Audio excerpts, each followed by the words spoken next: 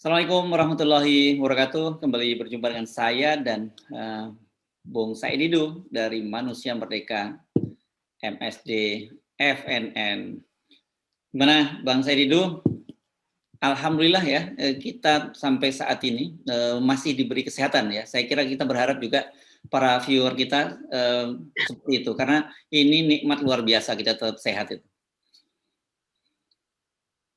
Alhamdulillah sehat Mas Ersu. Ya, mudah-mudahan kita tiap saat masih bisa ngobrol untuk memikirkan perbaikan di tengah-tengah pandemi yang semakin tidak terkendali. Ya, oke. Seperti biasa, saya akan mengajak Anda ngomong ini soal BUMN. Karena kemarin kan dalam rapat kerja di DPR, Menteri Negara BUMN Erick Thohir sudah menyatakan akan ada meminta dana PMN, pernyataan modal negara sebesar 72,4 triliun. Nah, saya baca-baca itu detailnya, salah satu yang menarik itu ada melalui kereta api itu PMN sebesar 43 triliun itu untuk kereta api cepat Cina. Padahal kalau kita baca-baca file-file lama menyebutkan bahwa Pak Jokowi waktu itu janji tidak akan kereta api cepat Cina tidak akan menggunakan dana APBN. Nah, PMN ini kan dana APBN ya, Bang Said itu. Jadi saya pikir ada beberapa hal yang sangat kontroversial terhadap penyertaan modal negara saat ini. Pertama adalah di tengah-tengah kesulitan dana untuk penyelesaian COVID, rumah sakit tidak dibayar sudah 32 triliun, kemudian nakes tidak terbayar, obat-obatan susah, kemudian masyarakat tidak punya kemampuan untuk mendapatkan makan, sementara ada penyertaan modal negara ke BUMN 106 triliun totalnya 2021-2022. Rencananya itu 106 triliun. Nah, yang menarik adalah berarti kontroversinya adalah pemerintah lebih memilih membangun jalan tol, kereta api cepat, mengganti talangan perampokan Jiwasraya dibanding menyelesaikan masalah COVID. Itu pertama kontroversinya, bahwa lebih mementingkan tol, kereta api cepat Cina, dan perampokan Jiwasraya dibanding menyelesaikan dana untuk COVID. Itu kontroversi pertama. Kontroversi kedua bahwa di dalam yang menarik adalah yang mau dibantu adalah benar-benar BUMN yang menurut saya yang pernah dikatakan Pak Jokowi 2016 itu mengatakan bahwa dia tidak akan menggunakan APBN untuk pembangunan kereta api. Jokowi menyatakan, saya tidak mau kereta api cepat pakai APBN. Itu clear sekali dinyatakan di Detikcom tanggal 31 Januari 2016. Itu Jokowi menyatakan demikian. Dan berkali-kali beliau menyatakan bahwa juga 31 Januari di waktu yang sama, 21 Januari 2016, menyatakan tidak dijamin pemerintah pembangunan kereta api cepat Jakarta-Bandung tidak gunakan APBN. Jadi dua pernyataan di sini, tidak dijamin pemerintah dan tidak gunakan APBN. Nah, di hari yang sama itu kereta api cepat tidak gunakan APBN. Jadi berkali-kali Pak Jokowi dulu menyatakan ini tidak menggunakan APBN. Nah, sekarang kontroversi kedua adalah bahwa mengingkari apa yang dijanjikan bahwa tidak menggunakan APBN. Itu yang kontroversi kedua. Kontroversi ketiga adalah ini menunjukkan bahwa Garuda yang sedang menghadapi persoalan yang sangat berat itu dipilih tidak diberikan PMN. Yang dipilih adalah kereta api cepat Cina. Yang dulu tidak dinyatakan tidak memiliki APBN. Nah, itu menunjukkan bahwa sepertinya pemerintah memilih Garuda itu hilang dari negeri ini, tapi kereta api cepat Cina harus diwujudkan. Nah, itu kira-kira kontroversi yang sangat sangat menonjol dari rencana penyertaan modal negara. Saya ingin katakan, Mas Hersuk, pernyataan modal negara itu pengambilan uang rakyat yang ada di APBN yang harusnya digunakan untuk kepentingan lain, untuk digunakan untuk berbisnis. Itu yang terjadi. Nah, itulah saya pikir yang menurut saya mengganggu rasa keadilan dalam menghadapi COVID ini. Ada pihak yang ingin mengambil dana rakyat untuk pembangunan proyek-proyek yang tidak dibutuhkan, termasuk yang paling banyak itu jalan tol. Oke, kita bahas satu persatu ya. Kita fokus dulu ke kereta api cepat Cina. Ini kan perlu dijelaskan kepada publik sebenarnya mengapa sih kita persoalkan keberadaan kereta api cepat Cina ini, selain persoalan bahwa keberadaannya itu nanti diperkirakan bakal mubazir, tapi yang paling utamakan kekhawatiran bahwa itu nanti aset-aset Indonesia akan diambil alih. Bukan itu maksud saya, ini merupakan pintu masuk untuk melakukan aneksasi ya, proyek-proyek di dalam negeri oleh Cina ya. Tapi kan menjadi ironis ketika itu kemudian ada modal pemerintah di situ. Ini bagaimana sih sebenarnya komposisi di kereta api cepat Cina ini, Bang Saididu? Karena kalau saya kemarin membaca, Gubernur Jawa Barat Ridwan Kamil menyatakan bahwa pada bulan Oktober kalau tidak salah tahun 2022 ini sudah mulai bisa digunakan kereta. Jadi ini kita ke kereta api cepat ini supaya publik lebih paham, kita ulangi lagi. Kereta api cepat dulu itu ada 2 studi yang dilakukan Jepang, yaitu kereta api cepat Jakarta-Bandung, Jakarta-Surabaya. Nah, Jakarta-Bandung dianggap layak, cukup disubsidi. Jakarta-Bandung menyatakan ini tidak layak sama sekali kalau dibisniskan, ini harus pemerintah yang membangun. Itu kesimpulan Jepang. Datang Cina 2014, pada saat Presiden Jokowi baru terpilih, menyatakan proyek yang dijanjikan Jepang itu terlalu mahal. Dia menjanjikan jauh lebih murah daripada Jepang. Nah, sehingga Jepang saat itu kita ingat bahwa dia marah sekali karena hanya dicontek studi kelayakannya. Setelah itu keluarlah pernyataan dari Cina bahwa biayanya lebih murah, tidak dijamin pemerintah, pemilik sahamnya adalah BUMN yang mayoritas, dan dananya dari Cina. Itu janjinya. Dan keluarlah bahwa tidak akan menggunakan APBN. Setelah dia dapat, ternyata dia naikkan harganya. Setelah dinaikkan, udah ini dinaikkan lagi. Sekarang menurut saya itu mungkin mendekati 100 triliun. 100 triliun rupiah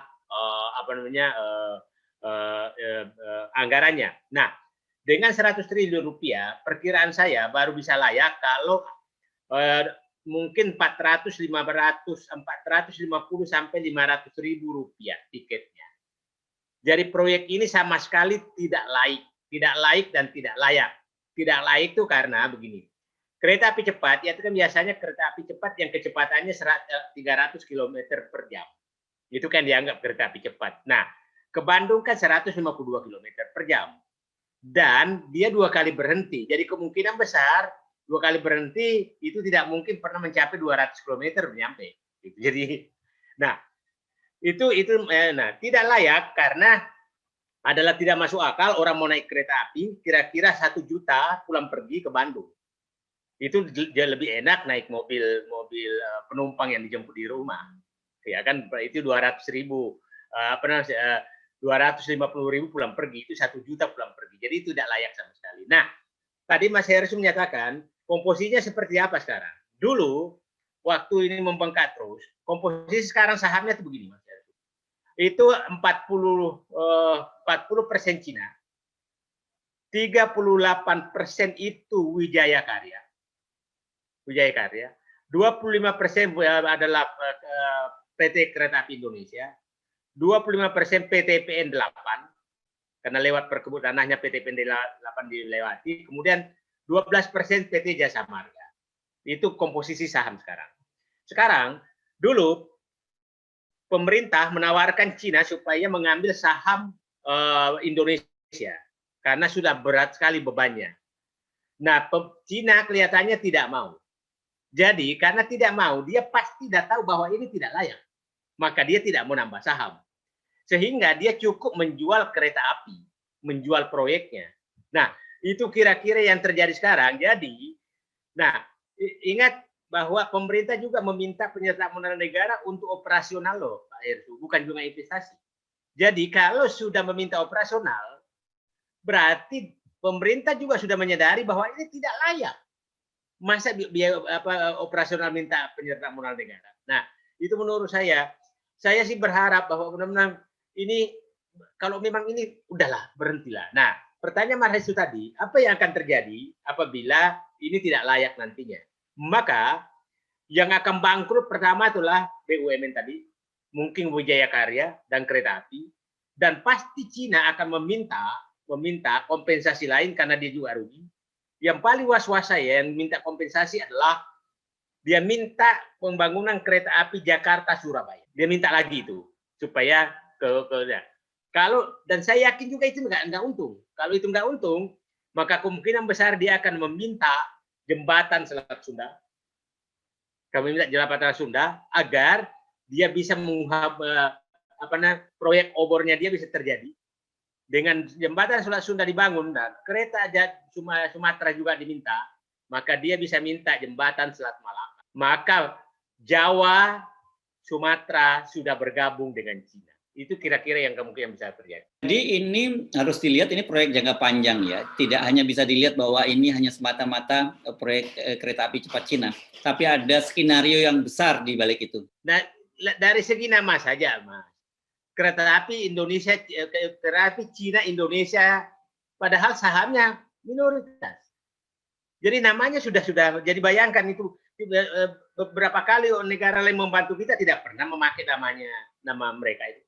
Itu langsung nama kereta api cepat Cina loh namanya. Jadi saya lihat ini, kita harus lihat ini secara geopolitik karena ini pasti tidak layak. Pasti tidak layak. Ya, nah kalau sekarang kita pindah sebentar ya ke tadi Anda menyebut soal Garuda. Saya kan teringat dulu bahwa memang banyak sekali beberapa perusahaan penerbangan di Eropa yang sudah mulai gulung tikar dan itu tidak masalah, tapi berbeda dengan Indonesia yang negara kepulauan ya. Dulu kita punya Merpati, dan kalau nggak salah Bang Said itu pernah menjadi komisaris utama di situ ya. Waktu itu seingat saya dikoreksi, waktu itu cuma ada semacam visi tentang menghubungkan antar pulau di Indonesia ya. Waktu itu jembatan udara ya kalau nggak salah namanya, apa sih, jembatan pemersatu atau jembatan Nusantara. Jembatan Nusantara. Ya. Wah, ini kan visioner sekali ya menyebutkan jembatan Nusantara itu. Dan Garuda saya kira setelah tidak ada Merpati, ini kan dengan anak Garuda, anak perusahaannya Citylink, kelihatannya mungkin harusnya tetap mengambil peran semacam itu kan, Bang Said itu. Jadi saya bilang dari dulu kan bahwa waktu membahas Garuda bahwa perlu langkah radikal dari Bapak Presiden untuk menyelamatkan Garuda.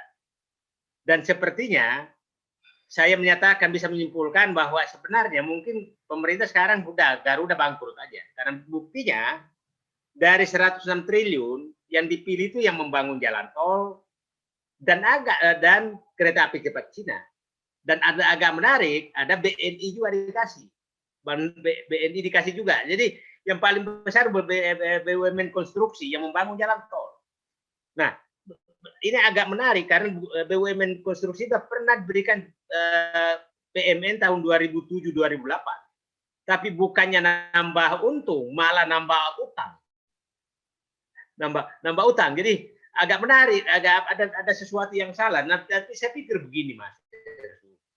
Bahwa langkah ini kan adalah beban yang tinggalkan Menteri BUMN yang lama, Ibu Rini Suwandi. Kereta api cepat, jalan tol itulah konsep-konsep yang ditinggal oleh Bu Rini Suwandi.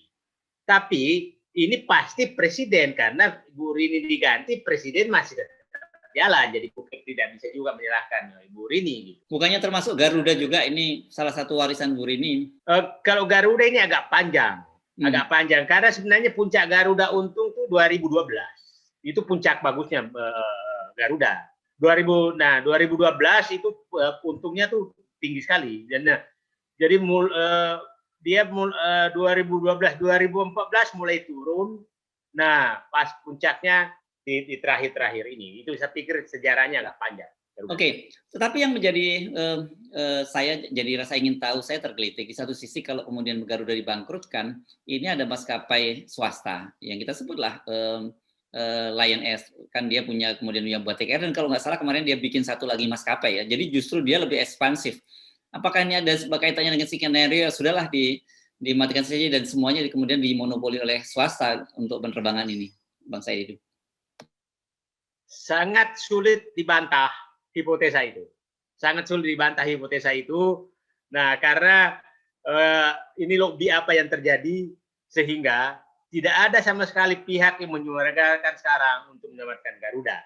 Dan perlu kita tahu sekarang, Lion itu kan sebenarnya pemiliknya tuh yang sebenarnya itu pemiliknya di balik layar, bukan yang ada di publik. Itu yang ada di publik tuh ya paling hanya punya pesawat ya 1-2 biji, tapi sisanya tuh kalau dibicara tertutup saya tahu lah siapa pemilik pesawat itu sebenarnya. Itu nah itu yang menurut saya perlu diwaspadai bahwa memang ada agenda ini. Jadi dan agenda ini selalu muncul, Mas Heru. Bagaimana keistimewaan yang mereka peroleh, bagaimana upaya mengambil bandara. Masih ingat Halim dulu pernah mau diambil gitu. Jadi memang lobbynya tingkat sekali. Tapi menurut saya ini saya menggugah pengambil kebijakan, apakah kita rela kehilangan Garuda, tapi itu pilihan. Tapi kalau memang dia menjadi memilih itu, ya biarkan sejarah mencatat bahwa pada saat beliau lah Garuda hilang. Dan pada saat beliau itu Merpati juga hilang tuh 2015. Ya, oke. Kita akan terus mencermati ini, Bang Said itu, karena ini kan sebenarnya kalau kayak penyakit ini sebenarnya simptom-simptom saja ya. Ada penyakit yang lebih serius di balik itu semua seperti Anda sebut tadi ya. Jadi saya bilang begini, Mas. Baru kali ini saya menemukan pengambil kebijakan yang benar-benar keras kepala dan benar-benar jiwa keadilan dan jiwa terhadap sensitivitas yang ada di masyarakat nol. Itu menurut saya sangat tidak masuk akal. Ada orang kalau berpikir normal dengan orang meninggal, ratusan ribu orang ada di rumah sakit, tega untuk meminta uang kepada negara untuk membangun sesuatu yang tidak dibutuhkan oleh rakyat. Jadi istilah saya, penyertaan modal negara yang diusulkan sekarang ini adalah penyertaan modal negara yang mengabaikan hati nurani dan keadilan. Yap, baik. Terima kasih Bang Saididu. Assalamualaikum warahmatullahi wabarakatuh. Terima kasih.